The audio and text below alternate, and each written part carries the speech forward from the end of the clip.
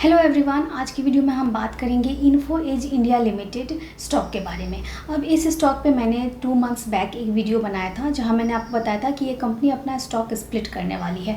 तो उस टाइम इसकी डिटेल्स नहीं आई थी, लेकिन अब फिलहाल इसकी सभी डिटेल्स आ चुकी हैं। तो इस वीडियो में हम इस स्टॉक स्प्लिट से रिलेटेड सभी डिटेल्स की बात करेंगे कि किस रेशो से ये स्प्लिट होने वाला है, क्या इसके रिकॉर्ड डेट है।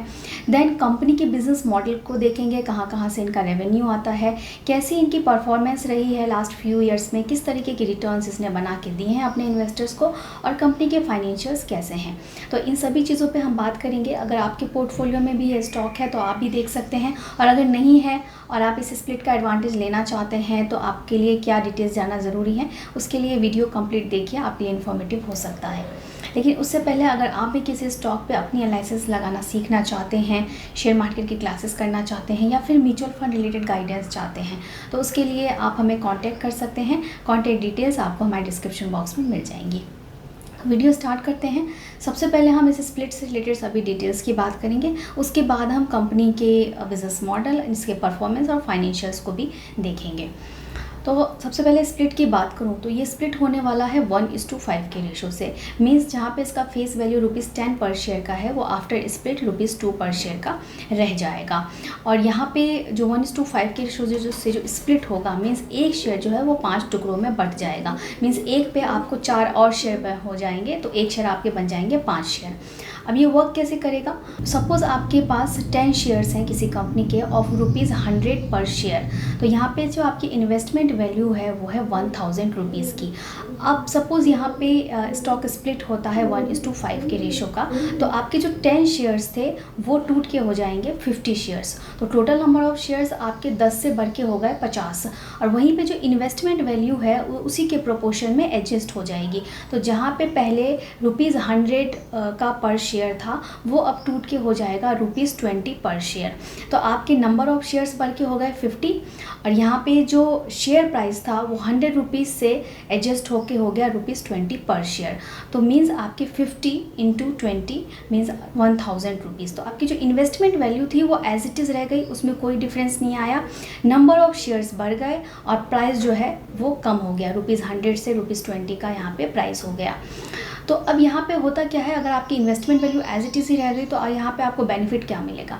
तो बेनिफिट हो गया, सबसे पहले तो आपके नंबर ऑफ शेयर्स बढ़ गए, और ये जो प्राइस है, जो पहले 100 रुपीज़ का शेयर मिला था वो शेयर अब 20 रुपीज़ का मिलेगा। मीन्स अफोर्डेबिलिटी बढ़ जाएगी, लिक्विडिटी बढ़ जाएगी, ज़्यादा से ज़्यादा इन्वेस्टर्स, रिटेल इन्वेस्टर्स यहाँ पे जो है शेयर्स की बाइंग एंड सेलिंग करेंगे, ट्रेडिंग बढ़ेगी। तो डिमांड आने की वजह से शेयर प्राइस फिर से ऊपर जाएंगे, और क्योंकि आपके नंबर ऑफ शेयर्स बढ़ चुके हैं तो जब शेयर प्राइस ऊपर जाएगा तो यहाँ पे आपको इस तरीके से काफ़ी बेनिफिट मिलेगा। और कॉर्पोरेट एक्शन जो है वो किसी भी कंपनी के ग्रोथ को रिप्रेजेंट करता है, तो ये एक गुड साइन होता है अगर कोई कंपनी किसी तरीके का कॉर्पोरेट एक्शन लाती है। तो इस तरीके से ये स्टॉक स्प्लिट जो है वो वर्क करने वाला है। अब हम बात कर लेते हैं कंपनी के बिजनेस मॉडल की।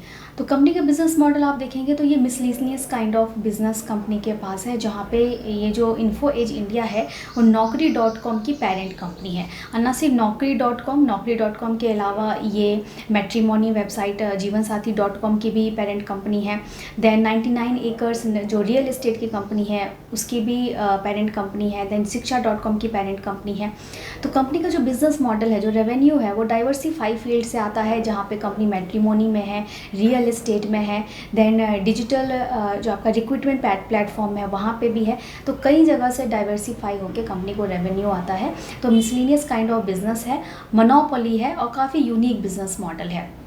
तो इन सब की जो पेरेंट कंपनी है वो है इन्फो एज इंडिया के नाम से ये लिस्टेड है। अब इसके हम डिफरेंट जैसे रेवेन्यू की बात कर रहे थे, तो ये तो कुछ कंपनी के बिजनेस सेगमेंट हमने बताए। इसके अलावा कंपनी कई सारी जगहों पे, कई सारी कंपनीज में स्टेक होल्डर भी है, जैसे जोमेटो में। तो जोमेटो में इसका 15% स्टेक है। तो अगर जोमेटो की परफॉर्मेंस अच्छी होती है तो उसका बेनिफिट इन्फो एज इंडिया को भी मिलता है। और आने वाले टाइम में ब्लिंकिट का IPO भी आ सकता है। तो ब्लिंकिट का IPO आता है तो उसका एडवांटेज जोमेटो को मिलेगा, और जोमेटो को एडवांटेज मिलेगा तो उसका बेनिफिट इन्फो एज इंडिया को भी मिलेगा।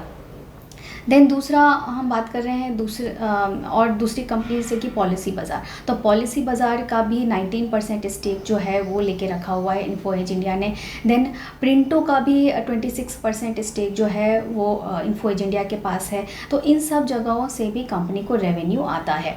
तो कई तरीके के रेवेन्यू रिसोर्सेज है कंपनी के पास। तो अगर आप इसके परफॉर्मेंस के बारे में हम आगे बात करेंगे, कंपनी के फंडामेंटल्स के बारे में, तो इसका जो फंडामेंटल्स हैं तो वो काफ़ी आपको अप एंड डाउन्स उसमें दिखेंगे। कुछ चीज़ें आप काफ़ी अच्छी दिखेंगी। तो ये वॉलेटाइल काइंड ऑफ स्टॉक है, क्योंकि यहाँ का इनका जो रेवेन्यू है वो डाइवर्सिफाइड फील्ड से आता है, इसलिए वॉलेटिलिटी इस स्टॉक में काफ़ी देखने को मिलती है। तो ये कंपनी का बिजनेस मॉडल था। अब हम इनके परफॉर्मेंस की अगर बात करें कि कंपनी का परफॉर्मेंस किस तरीके का है, तो पिछले 2 साल में अगर आप देखेंगे तो 2 साल पहले ये स्टॉक जो था वो 3000 के आसपास ट्रेड कर रहा था। आज की डेट में आप देखेंगे तो 6000 को मतलब डबल हो चुका है। 6000 के ऊपर ये स्टॉक जो है फ़िलहाल ट्रेड कर रहा है। और इतना ही नहीं, इसी साल जनवरी में इस स्टॉक ने 9000 के ऊपर का जो है अपना 52 वीक्स का हाई भी टच किया था। तो इस स्टॉक का प्राइस जो है वो काफ़ी वॉलेटिलिटी आपको उसमें देखने को मिलेगी। और हिस्ट्री में इसने अपने इन्वेस्टर्स को काफ़ी अच्छे रिटर्न भी बना के दिए हैं। अब इसके बेसिस पे ये एक इन्वेस्टमेंट काइंड ऑफ स्टॉक आप कह सकते हैं। तो ट्रेडिंग काइंड ऑफ स्टॉक इसे नहीं कंसीडर किया जा सकता है, लेकिन इन्वेस्टमेंट के लिए ये स्टॉक काफ़ी अच्छा है, क्योंकि लॉन्ग टर्म में ये स्टॉक काफ़ी अच्छे रिटर्न बना के पहले भी दे चुका है और आगे भी दे सकता है।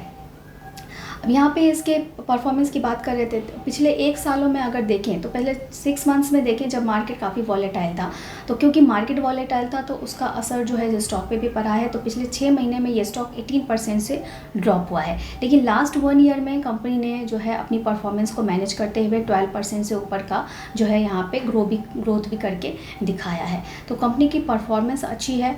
कंपनी के फाइनेंशियल्स की अगर बात करें तो कंपनी के फाइनेंशियल्स में आप देखोगे कि ये डेट फ्री कंपनी है। रिटर्न रेशोज़ कंपनी के अच्छे नहीं हैं, लेकिन प्रॉफिट ग्रोथ अगर देखेंगे लास्ट 5 ईयर का तो 50% के CAGR से ही इसमें प्रॉफिट ग्रोथ देखने को मिली है। तो इसमें अगर आप इसकी प्रॉफिटेबिलिटी को भी देखेंगे जाके तो प्रॉफिटेबिलिटी आपको काफ़ी वॉलेटाइल दिखेगी, काफ़ी अप एंड डाउन्स। इसका रीज़न है कि कंपनी का जो रेवेन्यू रिसोर्स है वो काफ़ी मिसलेनियस काइंड के बिजनेस से आता है, जिसकी वजह से काफ़ी वॉलेटिलिटी यहाँ पे देखने को मिलती है। लेकिन इन सिंपल वर्ड अगर आप लॉन्ग टर्म के लिए इस स्टॉक को कंसीडर कर रहे हैं तो प्रीवियस हिस्ट्री के बेसिस पे लॉन्ग टर्म में ये स्टॉक जो है वो अच्छे रिटर्न बना के दे सकता है, क्योंकि इसने पीछे भी दिया है। तो ये सभी इसकी डिटेल्स थी।